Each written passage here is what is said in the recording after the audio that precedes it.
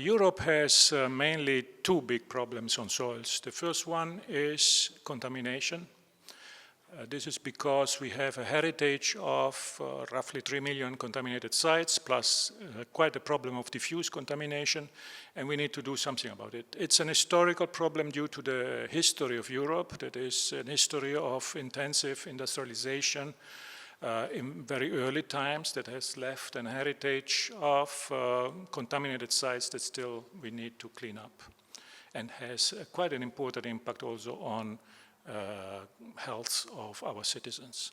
The second big challenge for Europe is that it's an area of the world which is densely populated, which has a very high living standard and therefore has a high pressure on soils due to urbanization and infrastructure. So land take by the expansion of the urban areas and by the expansion of the infrastructure is starting to be a serious problem for Europe, also because typically urbanization happened historically on the best soils, because it's there where you could find the products that needed to feed the urban population, and naturally expanding these urban areas takes away large areas of highly productive soils in Europe. Luca, in your second life, you are a farmer right now. Which is your point of view? What do you think, in your farmer perspective, about scientists, European officers, and politicians, and whatever, from this particular point of view?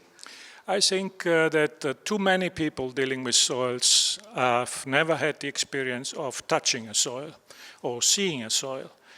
This is a huge problem, that we have large discussions, long discussions in many policy frameworks, and then you discover that in the room only few or even no people, no of the participants in that meeting had ever seen a soil in real life, touched it, or observed the fantastic things that you discover when you dig a soil profile in the field.